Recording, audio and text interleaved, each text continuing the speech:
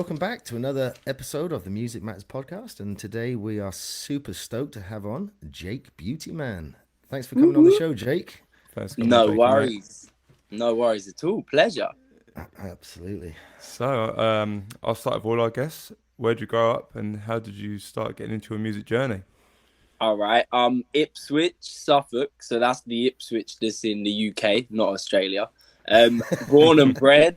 I know. I feel like a disclaimer. You got to say that. Born and bred in Ipswich, and realistically, both my mum and dad were a big part, and they were going to the Wiggle parties like when I was, a baby. So Cool. I kind of just grew up around the music. That's awesome. What's the Wiggle Yeah. parties? All of the Terry and Nathan and like Eddie, it was in the 90s really, and I was in the womb and I was a youngster, and they were going to the proper UK tech house Oh, when nice, it was mate. tech house, Yeah, nice. yeah, so that's how I'm surrounded by it. Oh, really? So when did you get your first sort of like dips into finding the artists out of the womb? Obviously hearing it So in the room. yeah, so I mean, I guess as I got a bit older, I explored different kinds of music and did different things. And my first step as an artist out there was actually part of a hip hop group. We were called Indigo Frequency, and we ended up doing a Latitude Festival, Boom Oh, Bap, and a wow. few festivals like that in the UK, and that was quite cool. But I was always told that my kind of beats I produced for them always had a bit of a techie electronic feel. So it was just a matter of time until I started getting into, my house and my techno and exploring there a bit further. How kind of old were you when you started doing all that? That was from 15. So we were like finishing high school. That was 15. We did most of the shows when we were 16. Yeah.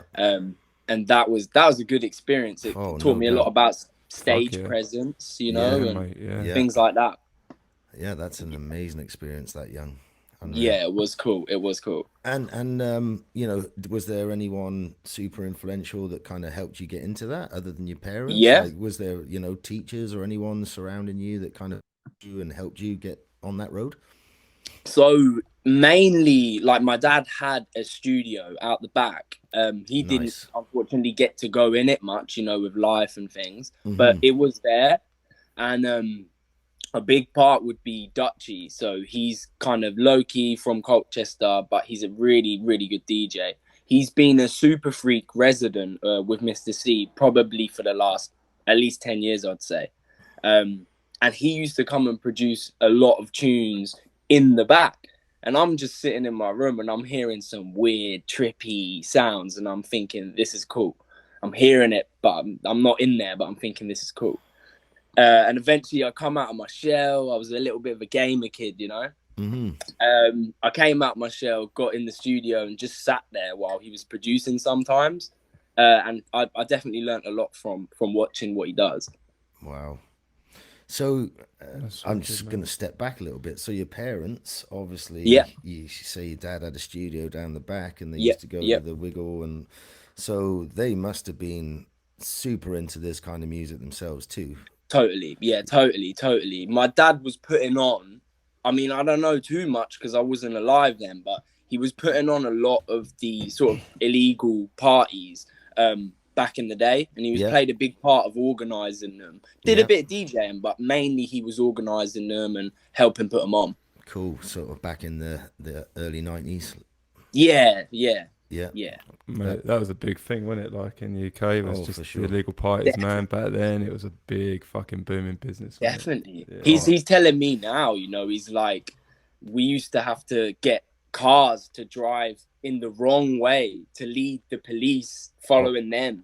Oh, to, for sure. to put them off course to Yeah. go and Decoys for sure. amazing stuff. We've talked about it. I keep Yeah. going on, I harp on it. I'm lucky enough. I'm an old man. I'm 48 right now, so I kind of got to go and do some of that stuff. I was a young pup then, 89. I was 16. Wicked. Kind of started off then, 89, 90, really, when I first started scamping around. And yeah, it was like you said, you used to have to go to pubs, get phone numbers, call Yeah. it, get sent somewhere, convoys of vehicles. It was all good fun, mate. It sounds like it was a good vibe. You know, you'd kind of curate who you wanted there, and it sounds good. Did you go to any like little raves like that? Because Man, I mean, I'm 24, like, so right now I'm 24, and we've got things that are like that, but I don't think I could say I've ever been to one that's really like that.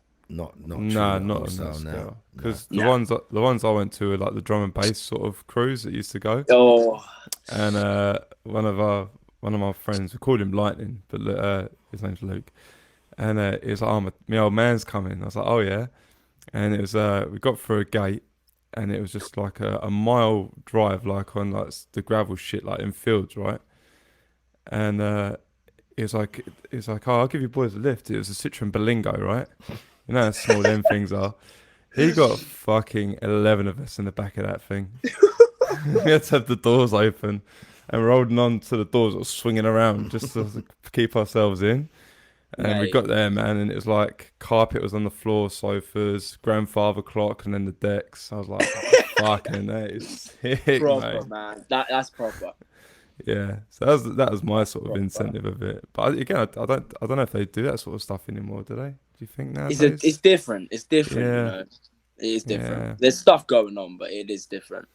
Over here, they're kind of into it. The legal little bush parties. And stuff. They are, mate. Yeah, it's quite good here on the West Coast. I really want to visit. Oh, you should come over. Oh, mate. Yeah, there's a pretty good. There's a great scene, and it's a kind of I wouldn't say a young scene. It's been going on for a while, but it's still super underground. Yeah, that's right? good. Like even yesterday, I stopped at one of the beer stores to get a 6-pack on the way home, and I was telling one of the girls, I was like, "Yeah, I'm going out tonight to a gig." She's like, "Oh yeah, where's that?" And I was like, "Oh, Gorgamish." I was like, "You ever heard of it? Do you like electronic music?" And she's like, "Oh yeah, I love electronic music." I was like, "You heard of Gorgamish?" And she's like, "No." And I was like, "Oh, it's been around for quite a while, like fucking years." And she's like, "Nah, never heard of it." And I was like, "Well, it opens at 2 a.m, goes on till 8 a.m." She was like, "Oh wow, yeah, nah, I've never heard of that." I'm like, phew. So there you go. Yeah, because like the underground scene has still kind of got that nice little family underground, and a lot of these little groups right now, and we've met a load of them. And there's such a nice little group of people here. They're throwing nice little underground bush parties, mate. For sure. Do you know what? Go on, sorry. No, go on. Sorry. I was just gonna say that what we have that's the closest is actually these. So it's called FUMP, and it's for underground music people, is what it stands for. And Sweet. that's what I would say is the closest to what you're talking about. And really nice collection of people, and going a bit off grid. Sometimes they get permits, you know, like sometimes, and doing stuff in the bush, so to speak. Yeah, they're really cool. Really cool. Man. It's mad because like the clubs over here, they shut down at like, they closed at like 2, didn't they? Most of them are 2. Yeah, and everyone moans that the club shut, and that then like Gorgamish is like, well, we're open from 2 to 8 in the morning, but we don't sell punters. But we don't sell alcohol. Yeah, there's no alcohol. No. Really? So, yeah. Yo, I need to go to this place. Yeah, so I just... I'm not big on drinking, man. I need to go to that place. Yeah, so I'll just fucking buy a couple of bottles of water and fucking away we go. That's pucker. That's pucker. Mate, and the sound system in there, Jake. Oof. Ooh. Yeah, they have these like fucking honeycombs, like honeycomb speakers. There's like 16 of them. It's like a speaker wall. And I stood in front of yesterday, mate, and I'm not joking. But they've got a full array above. Full array, and then their sub is almost like a little mini stage. And it was just like fucking. You can feel I swear I could feel me inside just going. I actually hugged. So obviously the honeycombs last night. You got the questions, but how was Joey? How was Beltram? Oh my god! Was he good, bro? Fuck, bro. And again, I got a selfie with him. I'm so stoked. Yeah. I woke up this morning. I showed my wife and my mother-in-law. I was like, "Yeah, check this out." And I'm showing her the picture, and she's like, "Ah, that's super cute, honey." Who is that? And I was like, "It's fucking Joey Beltram." What do you mean? Who is that? Oh, bless you. Is it first time you've seen him? That's the first time I've seen him play. Yeah, personally. Yeah. Do you know what's weird? Like Universe doing this thing again, tying in. This group of people, FUMP, they actually booked Joey in Colchester years ago. Wow. So he played Really? for them as well in a little tiny spot at Colchester. Did you go and watch him? I wasn't of age, mate. Oh man. Oh mate, yeah. Oh mate, his set last Wasn't of night. age. His set was fucking outstanding. He dropped. What was he? Turntables, CDJs. No, CDJs, CDJs. mate, It's yeah. CDJs in Nice. there. Yeah. Yeah. He dropped Energy Flash. I was just like, fucking what? I was like just praying he was gonna drop it. I was like, I wonder if God. he won't. Right? I wonder if he'll Well, just do be you like. think he feels obliged to though? That's Yeah, what. That's mate, almost what I yeah. was thinking. Like, you know, is he gonna just be like, well, I gotta Yeah. play it? You know what I mean? He probably, Yeah. he's probably bored of playing it. But how could you get bored of playing that? I don't know. For me, it's like one of the most iconic tracks ever. You know? Man, it's timeless. True. Like, It is. I've said this before to someone. I was doing a set here, like a little underground party. That's for the Vantech group, right? Yeah. Shout out to Vantech. And what happened? I done it as my closing song. So I went from like 135 to 37 down to like 130 to 130 for his track. I had to whack the pitch right up. And this chick comes up to me and goes, man, what song's this? I'm like, I said, this song's older than me and you. She's like, what? I'm like, oh yeah, this song's like fucking older than me. And it's fucking, she's like, whoa, this is pumping, man. I was like, yeah, this is. Love that. That. So it's nice, man, to see like that sort of music here in like younger ears today. Like, Let's put it this way: when he dropped it, I was stood right at the front like a little teenager, bouncing around. Mate, that's amazing. Yeah, no, it was. What was the first club like you sort of went to? Then, Yeah. Jake, and sort of because obviously we're on the conversation of clubs. What was your first club that you got? Yeah, first kind of experience. Hate to be cliche, but Fabric, man, because Really? that's where I could see Terry Francis play. And, you know, I'd grown up and my mum had played tracks from him. My dad had played tracks and I haven't seen him yet. So I turned 18 and I'm like, where can I go? Mm-hmm. Fabric. I'm going for Terry Francis. And my mates are like, oh, yeah, I'm coming along because so-and-so's playing and that. And I'm like, yeah. But I'm there because Terry's playing. They're like, who? Yeah, that's where I'm going to be. So it must be Fabric, to be fair. Wow. Oh, really? Yeah. Yeah. Didn't Terry Francis do a remix for you or something for your he's vinyl? he's done a remix for me that came out yesterday, funnily enough. But the first ever remix he did came out about half of a year ago. And then we got it pressed onto vinyl, which for me was unreal, mate. Like, mate. First ever vinyl with him how do I get hold of a copy of that vinyl, Jake? Because I still play turntables, bro. It's all I play. I don't have CDJs. No, that's great, man. And I mean, unfortunately, one of them catch 22s. It's all sold out. It did. You lucky. That's fucking it cool, did man. manage to. I think there's a couple of copies at shout out Underground Vinyl Source in America. Yeah. So I'll message him and let you know afterwards. Sweet. And see if he's got a copy in. How many? Sorry, didn't mean to cut you off. How many copies did you have pressed up? So there was 110 because it was Household as a label. It was their 110th release. Sweet. Nice, mate. Yeah. That's like kind of like a limited edition kind of shit. For real. Yeah, mate. Nice, man. Yeah, that must have been such a nice feeling to get your track. Just having a track like released and sold is awesome, but also to get it pressed on vinyl. Oh man, I'd have a hard release on vinyl. That was killer, and it's something I've always wanted. And like, you know, me being a little 24-year-old, my mind's just blown because not only that, but like, you know, he's one of my family's favorites. You know, like I was able to give my mom a record. And it's quite interesting because the song he remixed was the song that I made the day one of my mum's cats died. So it actually has some sort of meaning there, and he ended up remixing that track. So it's pretty deep, and it's cool to be able to give that to my mum, you know.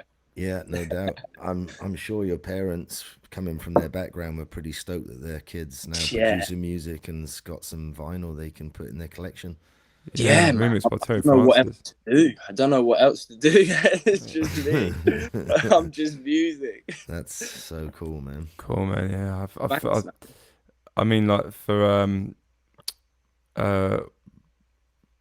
releasing that track, like how did you go about producing that track? God. Because like, obviously going from start to where you produced it to getting it vinyl pressed, like what was that journey like? Well, that's interesting. It's interesting you ask that, because I like to talk about this with, I don't know, up and coming people, or, you know, people who are trying to find things out about the music scene. And I took my own initiative with this, and I actually approached Household and said, hey guys, I'd really like to get this pressed onto vinyl. Can we do it? What can we do? And they were really cool about it. So we worked together, and they agreed, and we got it pressed. So it was only because I asked, to be honest. Yeah. Well, you already signed on to them, obviously, at that point. Yeah, it was. obviously, Yeah, it had released digitally. It released digitally, and Yeah. I just said, mate, I think if we press this to vinyl, my first vinyl, Terry's on board, I think we can sell 100 copies. Yeah. Nice, mate. And a question I always ask people Sure. producing is, like, for up and coming producers, how did you go about, like, you know, approaching the labels with your track? Like, you've got an EP, right? And you're like, okay, Yeah. I want to send this out to labels. Obviously, you may have that specific one, but what was that journey and process to do that would help other producers? Yeah. The most important number one thing is learn rejection straight away. You know, accept and learn rejection. Yeah, it's mate. gonna be a thing. So, I mean, an example that I'm sure he doesn't mind me saying, but with Superfreq, I had to send quite a few tracks until something fit, you know, which is great because it means they're not just taking anything and releasing anything. So, firstly, learning that sometimes it's not going to be the one. And then secondly, really, like, just drafting the email nicely, putting the correct things in there. If anyone wants to message me, I can help them with that. Mainly just short and to the point, and highlighting any things you've done or achievements, just summarizing them so they know what you're about, including your links so they can have a checkout of what you're about. And if you think it's the right sound, fingers crossed. Yeah. I like what you said there about drafting up your letter and stuff, you know, before you send it in. We you know, we've applied for a couple of things, and we sit here together and we kind of like go through it, make sure you've structured it, like you say, kind of to the point, but you know, structured. And what we've kind of done, Jake, is applied for a festival to do a podcast there. Mate, that's wicked, man. Yeah. And fingers You've crossed. got to keep doing them things. You have to. Man. And you guys, you know, you're older than me. You know that if this isn't the time and it doesn't, or if it does, there's always more, and you keep going. You know, Absolutely. you keep going. Exactly, Yeah, mate. yeah. That's important, mate. Just keep on And plugging again, away, right? Like you when we messaged again, like you said, it's the same thing with like you just said now, what we said in when we was messaging. Totally. With producing, you just fucking keep going, man. Like you said, Yeah. just now, rejection, fucking keep going, and 100%. that's the way to go. Like, so with producers messaging labels, do you think like for new people up and coming that are getting into it and stuff, if they send a track to a label and it does get rejected, they do not hear nothing back, what would you say, to send it to another label or hold it back and keep and rechange the track for that specific label, or try another label? Like, what would your recommendation for that? I guess I'm only going from personal, but personally, for sure, in that situation, I've had a track that, you know, it's not always often, you know how it is, you're your own critic, but I've had tunes before where I really thought maybe this label will like it, or I really enjoyed it, and they didn't want it. So there's a few I've held back, and, you know, it gets to the stage where you think, okay, I'm going to do my own label. I like the tune. I'm going to release it myself. But then at the same time, you have ones where you're like, all right, maybe I was wrong. Let's try another label. You can sometimes try and adjust it to fit a label. You can, but I would probably just make something fresh and try a different approach with a label, you know, and give them a few options, maybe 3 tracks, 4 tracks. But don't be afraid. If it's a song that you really like, definitely don't be afraid to keep hold of it, send it to another label, or wait and see if you have connects in the future that lead to new open doors and stuff. Yeah, I ask these questions because these are, I think, great value points that you're saying for producers that are up and coming. Would you? I've heard some people do this, and I want to hear your take on it. Sure. Do you think when people send music to a label, I've heard some people send it to 2 or 3 labels and wait for the first one to get back? Is that something you recommend as well?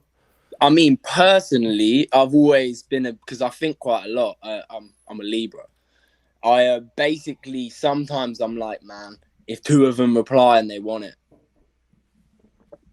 because you're in a shit situation. Yeah. It's very hard, but you end up setting yourself with a limit. So like you can say, okay, if I don't hear within a week, 2 weeks, you can set yourself a limit, and maybe you'll do one or have, just check in, follow up email. But I think you should set yourself a limit and do one at a time. I'm a big fan of doing that. Yeah. No, I think it's all good valid points, man, for producers. Absolutely. Yeah, 100%. Talking producing, I'm going to kind of like backtrack totally a little bit here from where we are. Do it. So you mentioned your dad obviously had the studio down the end of the yard, the garden, sorry. Yeah. So Talking Canadian North of you, American. mate. Yeah. Down the end of the yard. What equipment did he have? Were you allowed to play on it? And what did you first start using? What was your first, when you first started producing, what did you use? What did you have? I'm laughing here because he's going to watch this. I popped the tweeters in his Focal B twin speakers. Now, that are more than I've ever made in a month type thing. I popped the tweeters twice. Does he know? Does he know you did it, or are you confessing right now? No, I had to fix it. I had to fix him, man. One time he forked out for it, and we're like, right, okay, you didn't know, blah blah. Then the next time he was like, nah, you're paying. So yeah, and so vocals. Yeah. Really good for the sound, the vocals. He had, I mean, look, a lot of it's software based. I'm not going to be one of those dudes, a lot of it is software based. He has some amazing hardware, but we more got that out when they were doing the stuff with like instruments, and guitars and things like that. Yeah. For me, I was mainly just trying to learn what to do and stuff. So I was sticking with the software. Yeah. Generally. Yeah. Because I was just sorry to cut you off there, Craig, but I was going to say, like, we briefly spoke as well. You use Ableton, right? Yeah. Yeah, man, you're an Ableton user. We had a guy on our show. I don't think I heard his name, Josh Garrett or Jay Garrett. I haven't. I will be checking out. Yeah, he's a Detroit techno kind of legend. I played one of his tracks in that set I played for Northern House. Nice. Oh, you did, didn't you? Yeah. Yes, man. Yeah. It's super acidy. Oh, fuck yeah. Sounds a bit meat. The vinyl is actually we've got it here. I'll show you. Hey. As we talk, it's like lime. We've got yellow, a signed green. one, and actually we haven't talked about this on the show, but we're going to give this away soon. We're going to do a little episode where we've got a signed one from Josh Garrett, and we've got a signed one from Renee Foster as well. There's another one. Yes, mate. Maybe I'll have to get you boys one. Yeah, we'll have to send you these ones actually. Yeah. I'll have to get you one over, mate. Yeah. So, but yeah, no, I dropped this, and mate, this is so dirty acid, man. It's like a journey, man. It goes up and then it goes like that, and then it goes. What we like. That's what we like. But yeah, he's an Ableton certified trainer, so we're quite lucky to have someone like that over here. Yeah, definitely. How did you go about learning Ableton? Like, man, a lot of nights sitting in the studio at 3 a.m. and then scaring myself because it's really dark everywhere, and I've just made some weird horror sound, and like I'm 16 and I'm like, whoa. A lot of nights like that, to be honest. Did anyone show you kind of like the basics, or did you just pretty much self-teach? Yeah. No. My dad and Dutchie, they showed me like basically this does this, does this, and then what my dad would always do is he'd just like go off, and I'm like, oh, thanks, man. Like, he'd just go off and kind of leave me to it, which was cool. That was good. And then he'd come back in and just say what he thought about certain things and what I could do. And a mixture of him and Dutchie, I think. And then from there, it was purely just keep learning yourself, keep putting the time in, maybe a couple YouTube videos here and there. Probably should read the manual. I've not read the manual, but probably should. We're male, mate. We never read the manual. We just sort of wing it.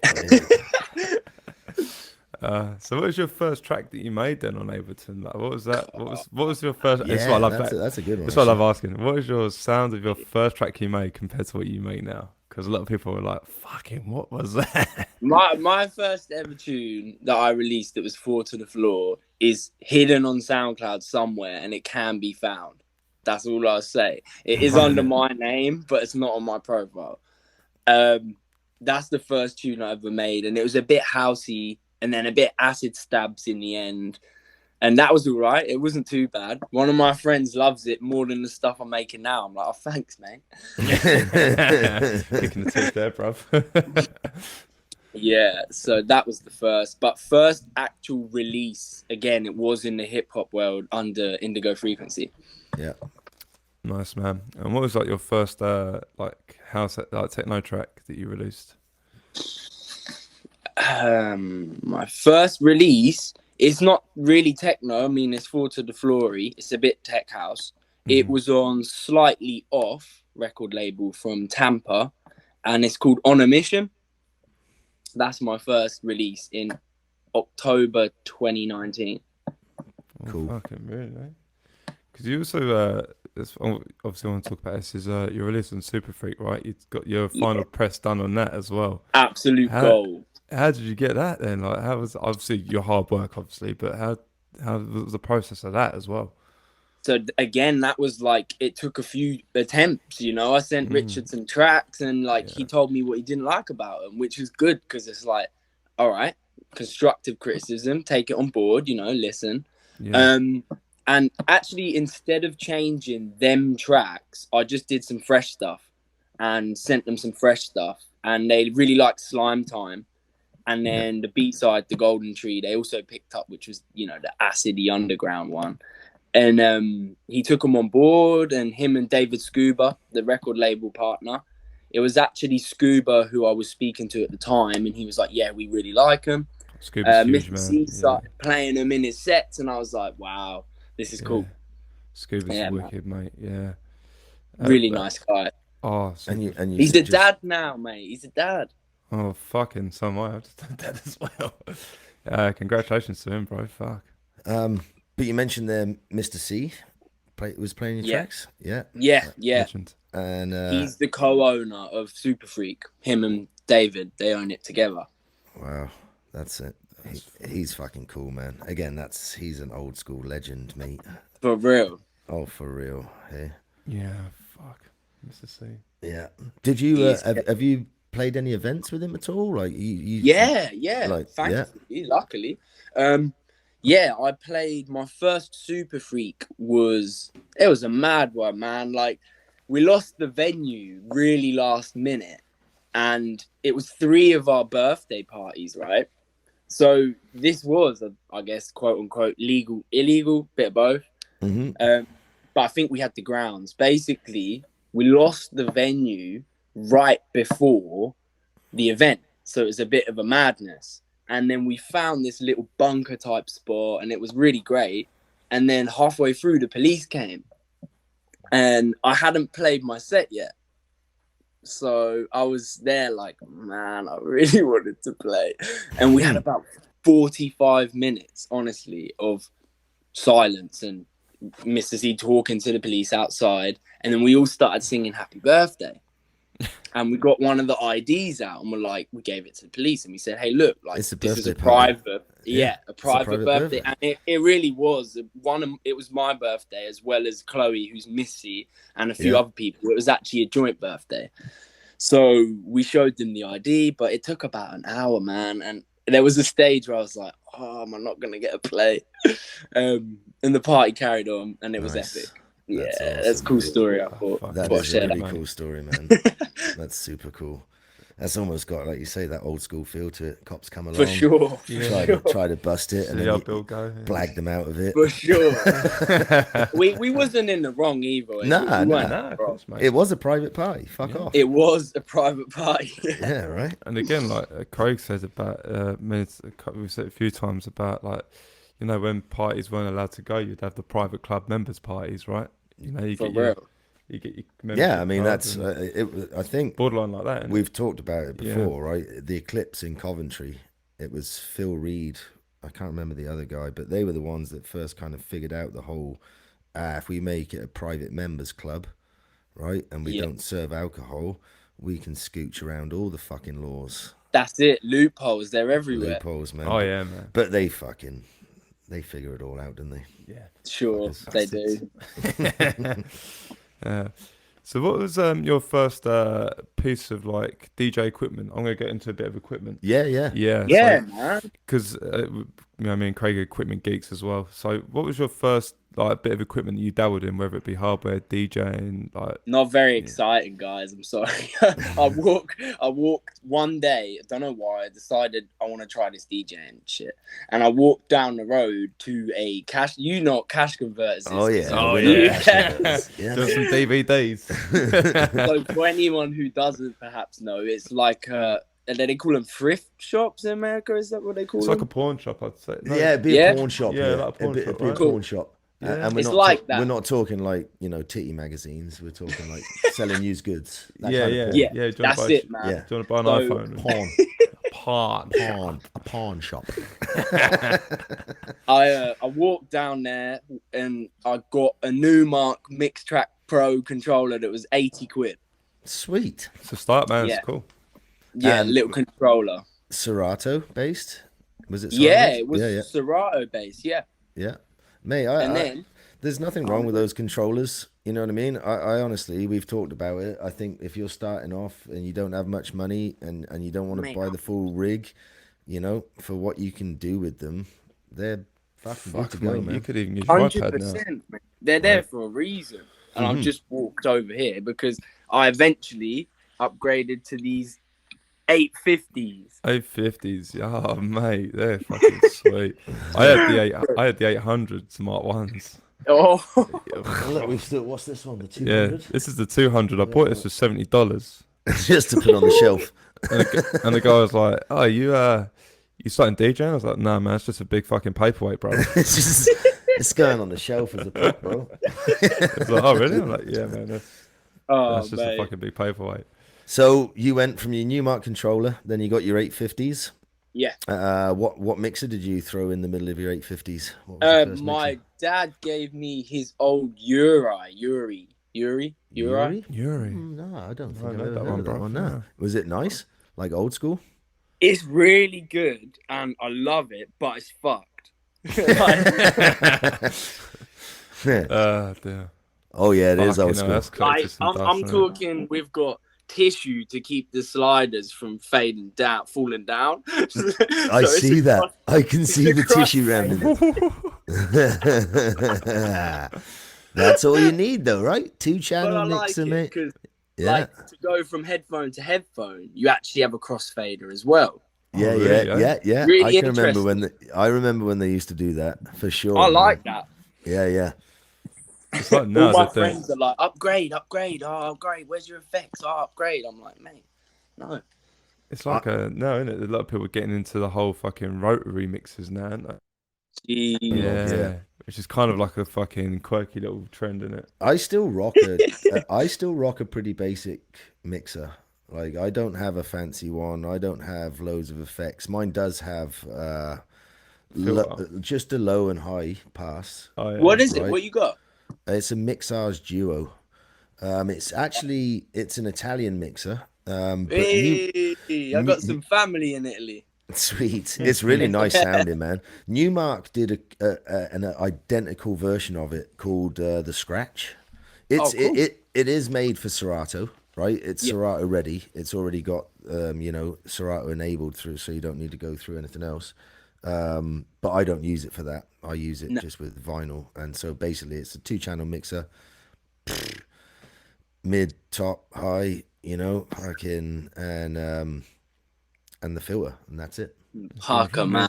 Super All basic. you need. That's all, That's all you need, pretty Fucking much. filter. Yeah.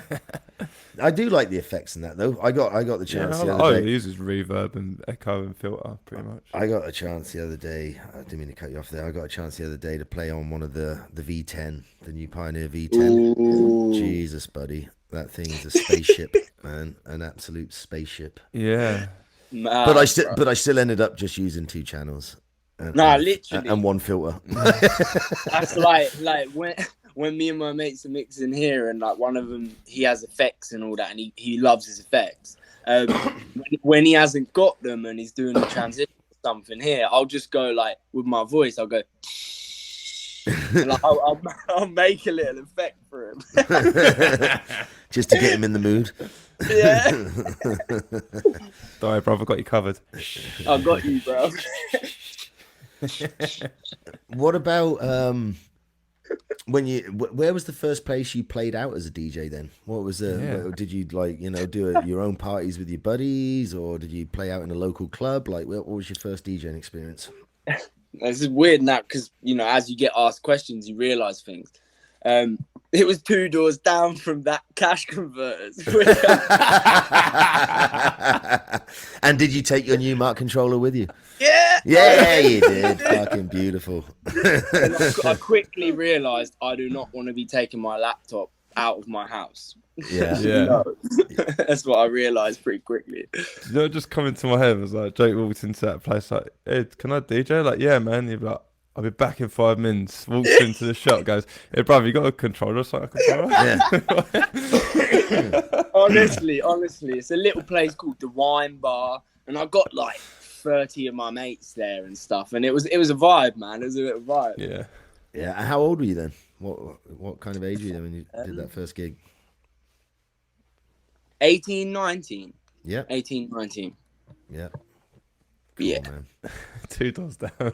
Just walks straight out and goes, just walks straight in.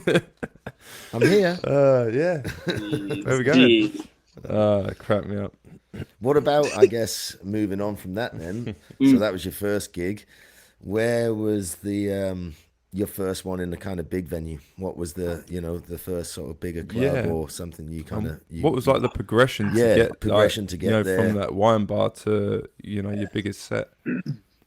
Trying to recollect, I was asked to play a gig in this little underground spot in London, and at the time I hadn't played on any CDJs. So as you do as a youngster, or maybe not all youngsters, you go into like panic mode. So I was like, oh shit, like I need to practice, and that's when I was like, right, I need to get something that's remotely close to Nexus's. So I found someone selling these 850s, and I got a really good deal on them. And I said, okay, this is going to give me a sort of feel of how it's going to be at the club. Mm-hmm. And I sort of practiced on them a tiny bit, and then played on the Nexus for the first time in that club. It doesn't have a name, this club. It's just like a little spot, about 250 capacity. Yeah. You can smoke inside, which is really cool. Yeah. Sweet, mate, And that was that. And then there was a gig at 5 Miles in Tottenham. And it was with Murph, Stark Futures, Acid Jesse, and some names I'm probably forgetting right now. Sorry, but yeah, that was cool. That was really cool. God, man, there's just weird stories connect with things, don't they? And, like, for sure. Before that gigs, like literally, I could see the club at the end of the road. I'm walking down this road in Tottenham, and some guy comes up to me and literally tries robbing me. Like, genuinely tries robbing me. And I'm like, mate, I'm playing in that club. I've got USBs in my wallet. Like, you can have the wallet and the money, but can I have the USB? Can I have my USB sticks? Yeah, honestly. That's fucking hardcore. In the end, some security from some near club who were out kind of saw something was going on, and they came over. But yeah, nearly got robbed right before the gig. Wow. Fuck, man. What did you say when you said that to him? Take the wallet, dude. I just want the fucking. He just was saying, "Oh, what'd you say about my auntie?" I'm like, "What? What'd you say about my aunt? Come on." USB auntie don't really sound the same, mate. I know. Yeah, weird one, man. Weird one. Very weird one.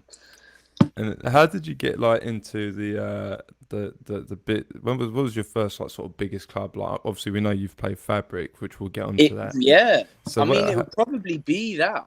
Yeah. Yeah, like, really, eh? And yeah, because the other spots are more 200 to 300 type things, Mm-hmm. And Fabrics, that breaks the 1,000 capacity. So like through hip hop, we've done we did 1,000 people gigs and stuff and festivals. And we were at the Concord too, but it's a whole nother thing when you're rapping on stage. A whole nother thing. Mm, mm. And like, how did you get into Fabric then? Was that through your Man. releases for DJing, or I mean, I don't know how, but what I do know is that Terry asked me if I wanted to play with him. That's cool. Nice, mate. Yeah, Yeah, that's fucking that was sweet. fucker, man. Yeah, when I got the phone call, bro, literally, I was like, rang my mum, rang my dad, like, rang probably another 20 people. I was like, fuck. I I think had 5 days. It was 5 days before the gig. I think I'd still be shaking now. Yeah, You know what I mean? Yeah, Like, fucking. that must have been quite the phone call. Hey, And for real, man. no doubt.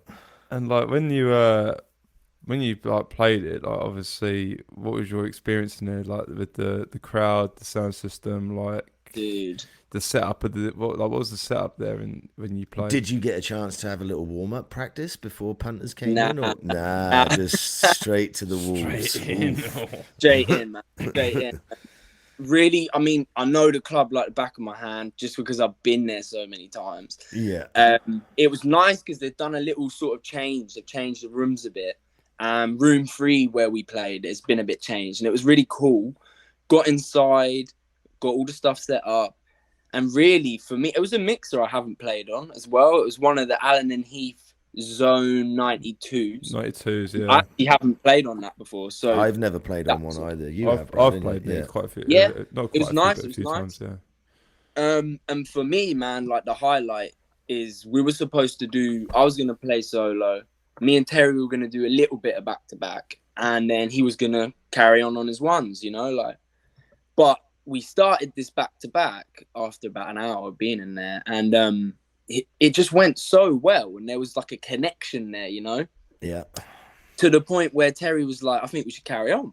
So get to the end of it, and we've done about 3.5 hours back to back, and I'm like, what the fuck? It's like felt like 20 minutes. Wow, man. Yeah, man. That's when you know you're enjoying it. I've never been to Fabric, man. I'm kind of I've choked. been once. It's one of the best fucking. Mate, we got to get you there, man. Yeah, man. Well, everything I've heard about it sounds like it's not that good, really. Yeah, no, I'd love to go there one day. I'd be No, if I get in there. you know, I can't give them like the staff were really, really nice, really treated you well. Yeah, My mum had operation recently, and she's not like fully steady on her feet, so they were really, really helpful with getting her in like the staff lift and stuff, and she didn't have to do all the fucking steps. Brad, you know about all the different steps. Yeah. They were really, really good, really good. Is it like 3-level kind of building? Yeah, I think so. Is it? Yeah, Yeah. Downwards. Oh, it goes down. Okay. I'll be honest, I was kind of fucking on a journey, to be honest, when I was in there. Don't remember that much, Brad? It was a good night. I mean, it's about three down. Yeah. It's a great place, mate. It sounds just. Yeah. And again, like it's such an iconic club, and I support that. Like when they're good big clubs, like Ministry and places like that, it's not just like a pub, you know, where you go into, just come and play your DJ booths up there. There's people that will bring you in, ask you if you need anything. Do you want any refreshments? Exactly. Do you want me to put your coat anywhere? Is there anything you want before we come? Any specific refreshments that you want, or exactly that? It's like, and helping your mum out, and I hope your mum's doing well and okay, and best wishes to her. But yeah, like that professionalism is fucking great in the big clubs. Yeah, definitely. I've actually only ever had that at the Latitude Festival, which is obviously not dance club electronic music really at all. So that was the first time I've had that kind of professionalism through a club. Yeah, it's nice, man. It's wicked. Yeah, absolutely. So what was the how can I put it? The best sort of clubbing experience you've experienced that stood out to you and blew your mind that you'll never forget? Like DJing or as a punter? Or either or, mate. Yeah. I mean, like, that's a tough one. It is, man. It is. It really is. Again, like I'm not just repping, but they are my family. Like the Thump events really got me into all of this because they're the parties that you can go to where it isn't in a club environment. You're free to do what you want to do as long as you're a nice and good person and you don't disturb other people. Nice. You're really free. So I've got to say them and all their different locations they do in the woodlands and the forest. And we've got one coming up in a few weeks in the forest. And They're really, really special. They're Do really they special. do they promote their stuff at all, or is it just word of mouth? Do they put out like electronic flyers or anything? So it's a mixture. So like when we do stuff that can be publicly advertised to a degree, we Yeah. do. But it's actually mainly you have to be sent the link. So it's Yeah. referral, with friend to friend referral. Yeah. So they kind of like over here with all the ones they do, they do their electronic flyers, but they will always put like secret location, and you have All to the Yeah. time. you have to Yeah. contact them All the time, mate. to get Yeah. that, right? That's a good But way. but I was going to say, because if you've got stuff coming up that you guys want to promote, Yeah, and plug away, mate. Yeah. you guys just send us it over and we'll put it on the podcast when we do our little Definitely, weekly man. show. It'd be Yeah. a pleasure, man. Yeah, Definitely. I would love to. 100%. We love supporting, Yeah, man. Like, because obviously when we do obviously our podcast interviews, and me and Craig like, oh, we should do some fucking promotion, mate. That'd be a way to sort of meet It's people. really good. It's a really good idea. Like when I saw the video pop up randomly on my notifications, I felt well cool. I was like, oh, wicked. Thanks, mate. That That's means a cool, lot. man. And yeah, when I saw your thing, I was like, fuck, I'm gonna check out his music as well, man. Because obviously I'm a geek like that. And on SoundCloud, and I was just like, fucking hell, this guy's pumping music actually. And then I was just like, oh, do you want to come on the podcast, Ralph? It's a pleasure. And the promoting thing again, we do the weekly one. We get together each like midweek, don't we? And we Yeah. record like we've actually started doing it now, where we're going to record it for like The following week. the following week. Yeah. We Yeah, were yeah. doing it where we'd record Wednesday for this weekend. And we're going to try and get ahead a week kind of thing. Yeah. But a lot of the people over here actually, they kind of only promote it just before. Some of them are early, right? There's some that have got their stuff. Yeah, like sometimes they just like, it's like, 3-4 days before. yeah, man, and you're just like, fucking hell, how are you gonna sell that party? But they do. No, but they do. They've got They like do. they've Oh, they've hats all off to got them, mate. followings. Yeah, Credit yeah, to them, mate. Yeah. Yeah, they do. Respect, man, respect. yeah. But yeah. Like I said, if you've got stuff coming up, Jake, you send it on over, buddy. Yeah, and man. We'll promote the shit out of that for you, mate. I'm pretty buzzing. Like I'm quite busy at the moment, which is cool. And I got my first ever international gig. Woo! Nice. Oh, in whereabouts? the Czech Republic. Oh, that's right. Yes, we saw that. I was because Yeah, we always man. we always ask what your future plans are. Yeah. So yeah, tell us a bit about that. How Yeah. did that come about? Did they approach They- you? Yeah. One Yeah. of them saw me play a acid house set. It was it was Halloween acid. It's actually on my SoundCloud profile. And she saw that live and really, really enjoyed it. And she hadn't been hearing what she said to me. She hadn't been hearing any music like that from UK or from Ipswich where I was. So she was really enjoying it. And she moved back after doing her university to the Czech Republic. And she just said, look, I really want to get you involved with this festival, Syapo Festival. And it's a Syapo. post-apocalyptic vibe, the whole festival. Oh, really? Oh, right, fuck. Cool. Mad costumes, mate. Like, I don't really know what I'm in for. And when's that coming up? Tell us when that's going on, Jake. It's June the 3rd weekend. Oh, cool. So soon. It's just Yeah, around the really corner. soon. Yeah, Fuck, nice. mate, yeah. How? What kind of size? Like, do you know attendance-wise, how many tickets they're selling up, or? I think so. I mean, you can't go by this, but the Facebook event has like 1,200 interested or going. Yeah. I think they're aiming to maybe do about, I don't know, 500 in the ticket sales. They're aiming to do, Yeah. but I'll see when I get there. Yeah. Nice. Yeah, mate. Czech Republic, eh? Yeah. I wonder what it's like to party there. Probably Me pretty- too. Yeah, well, yeah, we'll have to be asking you, Jake. Yeah. Yeah. Yeah, you can. I'll let you know. Yeah, It's going to there be you go. very interesting because it's a big collection of music. So there's going to be quite a bit of side trance on one of the days. Oh, fuck. Oh wow. Not something I'm, in the scene of, but I'm going to immerse myself in it and enjoy it. Yeah, no Yeah, doubt. man. Is it like a all weekend, 3-4 day? Like Yeah. yeah, cool. I've got I want to sort of just step back a little bit on the whole sort of DJing thing. We always ask this question, but when it comes to a venue that you're playing, do you like plan your set, or do you just Nah. fucking ride the wave and just read the crowd and go from there? I Right? haven't planned the set yet, mate. Like I've That's done wicked. I've semi-planned them for like podcasts, things like that, where you're at home, you're on your own, you can kind of curate something. But I haven't planned a set for live. Hmm. That's fucking good, man. Yeah, Yeah. yeah, I like that. I kind of always used to just totally do random when I was out. Last time though, I gotta admit, last time when I did that little thing there at Northern House, some of them at the beginning, I didn't fully have it planned, but I did, like you said, I know pretty much. Okay, I had them in somewhat of an order. Yeah, I didn't necessarily. It's yeah. kind of. I didn't necessarily play them in that order, but in my bag, again, it was an old vinyl set. So in the old record bag, it was like in somewhat of an order. Yeah. Right. I think it's important to add to listeners that there isn't a right or wrong. No, for sure. Yeah, man.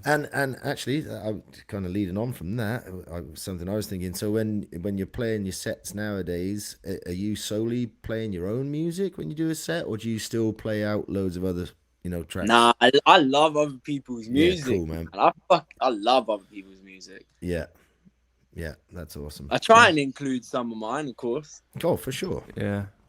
For me, man, I find it cringe when I put my own music in. Do you? Yeah, I don't know why. I just do. I'm like, cool, yeah, it's signed, like wicked, but I can't. When I play it, I get cringy.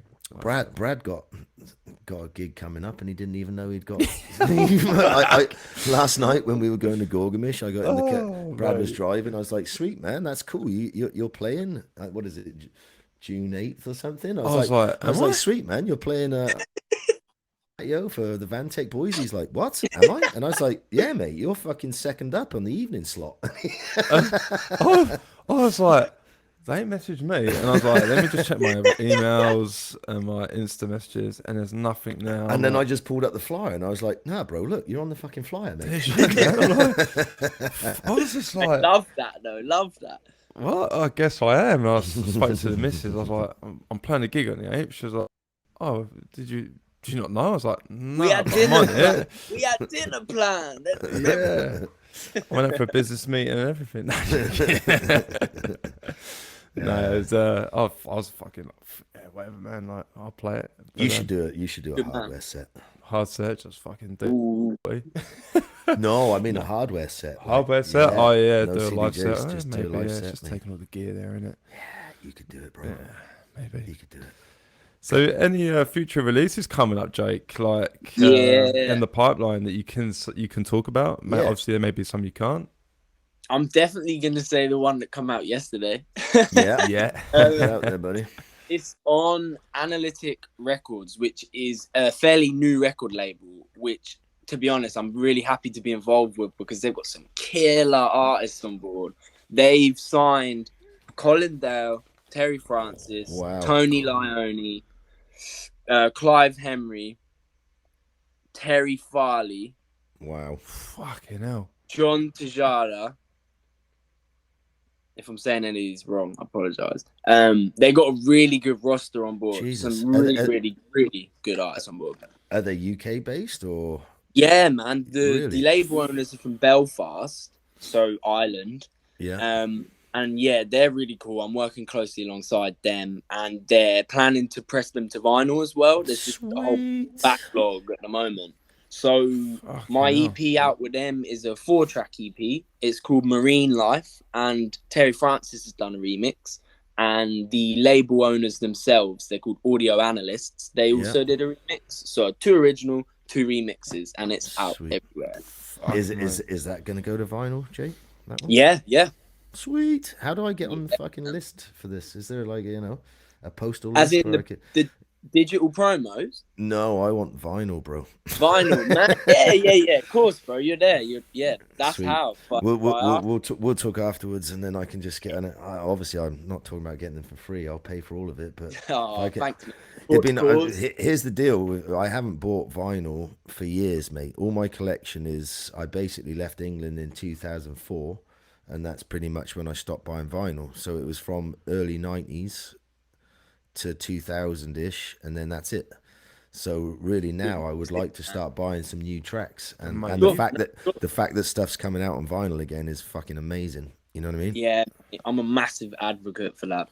Me too, mate. You've got fucking bangers, mate. I've got stuff from Strictly Rhythm and like fucking. If you say your vinyl collection ain't great, I'm gonna tell you to fuck off. Yeah, no, I got. There's a couple of good ones in there. Oh, fuck off! There is not just a couple of good ones, bro. But yeah, other releases. I've got quite a few remixes coming out. Sweet. One of them is for Hairband Dropout, who is dope. I would advise checking him out. Hairband Dropout. I love that. Yeah, mad Oh, name. that's fucking cool, man. I like that, yeah. Mad name. You don't forget it though. No. Nah. And I think it's on Journey Deep Records, which are an American label. Cool. Then there's a few other bits and bobs, but some of them just haven't got dates yet. I mean, you know how it is probably, Brad. Like, you can wait a long time for dates. Yeah, I've got one coming Brad's out. got one coming out And, on Groundwork, actually. Groundwork, yeah. Yeah. And it's August. I was like, whatever, man. That'll give me plenty of time to make a couple more and get them out, so I can start getting the ball rolling, right, and getting more frequent and being a bit more consistent. But For sure. I was like, that's good. More time to work on the podcast and shit. So Groundwork, they just released one just recently, didn't they? For Son of Magnus. Son of Magnus, yeah. Yeah. There's a guy you should check out, Jake, who's on that Joel West label. It's Okay. It's called The Goat. The Goat. The Goat. Yeah. I think I have heard maybe a remix he done for Joel. Yeah, he's fucking him, man. He's Son of Magnus too. That Son of guy, Magnus. His young kids. He's doing like his sound has got that kind of 90s-ish feel, but done in a modern He's way. a young kid, man, but he just doesn't come out, does he? He just sits indoors and just produces all day and all night. And then if you've got any issues and he's a geek, man, with it. I'm like, hey, bro, I'm kind of struggling with an EQing of like a kick here, and he's just like, bro, you need to be this level, this hertz, this dB. Who? Yeah, knows Magnus. this Oh stuff. yeah. Knows this. Yeah, I'm just like, I'm struggling, man. Like, what you do is like, just use your ear, bruv. But you know, like, you need to kind of be in this framework, right? And that's a good thing with the Groundwork thing as well, Jake, is that they loads of producers meet up, and then they all like share each other's music and then talk about it. Is there anything like that? Basically, I need to get myself to Canada. Yeah, mate. You'd love it out here. You should come over, man. But Yeah. maybe we'll talk to. We should talk to Joel and the boys about getting you over here to play a set or something. Yeah, mate. That'd be cool. It'll happen. Well, if it's gonna happen, it'll happen. You know, like. Yeah, no. Yeah, if we can talk about getting you to come over and play a set. For sure. Be Parker, mate. Yeah. We'll do a bit of dot and dabbling into a conversation with people about that. Oh, for sure. Nice. Yeah, man. Well, I think we'll pack it up there, right? Yeah, unless there's anything else, Joel. Yeah, Jake, sorry, that you want to. Is there anything else you want? 14%. That's good timing. Okay, perfect. You're almost running out of battery. I was going to say, is there anything else you want to promote? Anything else for your friends coming up that you want to give a shout out to before we say goodbye? Yeah, fun. What I got coming up? Can I minimize this and just have a look? I think so. Yeah. Does that work? Yeah. I don't know. I don't know. Give it a go. Let's have a little look. So. I think it's just audio now, but that's all right. Yeah. It's a long time away, but Summer Love Festival, which is run by Mr. C. Summer Love Festival. That's got a mega lineup. I'm not even going to begin to explain the lineup. No, mate, I've already seen the flyer for that one actually, and that's huge, mate. I think I know the one. Is it the one with the little Volkswagen Caddy van on the? I don't know. I can't remember the image. I just can remember seeing. I can remember seeing the lineup for it, and it's killer, huge, mate. So like, I mean, I haven't even said his. I don't think I've said his name yet, but Eddie Richards is probably like. I love Eddie Richards' music, mate. A lot. Mr. Evil Eddie Richards. Evil Eddie, yeah, man. I've seen that boy play out so many times back in the day, bro. He's a fucking legend, man. He's really good. Jake, man, you've got yourself exposed to some fucking legends, bro. I'm not gonna lie. Yeah, hats off to you, bro. Reason I'm mentioned his name is because I'm playing the Superfreq stage with him, so I'm very, very excited because that's the first time we're on a flyer together. Wow, are you on before him? I don't know. I'll probably be on a bit earlier. You know, okay, I'm a new boy. Yeah. I've got to work my way up. Mate, it sounds like you're already there. To be honest with you, buddy. Yeah, your camera's turned off, Jake. I think. I've got hang on, let's get it back on. I've just checked over if there's anything I wanted to talk about. And then on the Mr. C talk again. Yeah. A week from now, I mean, it probably won't be now when you put this out, but a week on the 28th, I'm playing with him in Colchester at a thing called Mangled. and they've been going for like I think 30 years. I think I've heard of I Mangled. think I've heard of Mangled. I think Yeah, I have, mate, man. Mangled crew. Yeah, and it's just you and him, or is there some other? Me, Dutchy, a man like Jew, who is very, very underrated DJ, but he's unreal, and Mr. C, and then there is some other people. Cool. Yeah. Cool, man. And then I think the Superfreq vinyl should come here in about 10 days. Woo! Nice. Yeah, get your order in, bro. Yeah, I'll put an order in for one of those, please, Jake. My guy, defo. How will I don't know how the situation is with like shipping things from England to Canada now. No, it'd be, DHL's the quickest. Yeah, mate, we'll figure it out. Yeah. I'll DM you and stuff, mate. We'll figure it out. There's ways for sure, man. I'm on DHL stuff and it comes within like 3 days. Yeah. Brilliant. That's good. Yeah. And I guess if any of your listeners have any more questions, I'm always free to chat. It might take me a while to respond, but I will. Cool. Yeah. No, that's nice of you, man. That's good super for cool. scene. Yeah, if anyone out there wants to chat to Jake, touch up on some producing and DJing skills, give him a shout. Yes, mate. And thanks for having me on the podcast, guys. I love what you're doing. Mate. It's love been what you're doing. To have you on. Thank you very much, buddy. Thanks, appreciate that. But thank you so much for coming on. Very much appreciated, No bro. problem. Yeah, man. It's been a fucking pleasure. Good luck with all the future endeavors, my friend. Thanks very much, and I'm sure we'll talk or see each other again. I want to get in mate. that studio physically. 100%. Oh, man. Mate, I'll, We've got a third seat here waiting for you, buddy. Yeah. Am I on the little dude you No, made? you're not on Mannequin yet. Nah. Sorry, bro. We might have to do another one where I set it up. Yeah, we've got to get Manny set up again. Big was dick. Yeah. I fucking hate it though because he's got a better body than me. Yeah, I didn't like him either. That's why I got him out of my house and moved him over to Brad's. I couldn't stand looking at him. My missus is like, who's got a nice body in the seat there? Like, you can sleep in the studio now. Thanks again, Jake. Yeah, it's been a great chat, buddy. No worries, dudes. Yeah. Right on, man.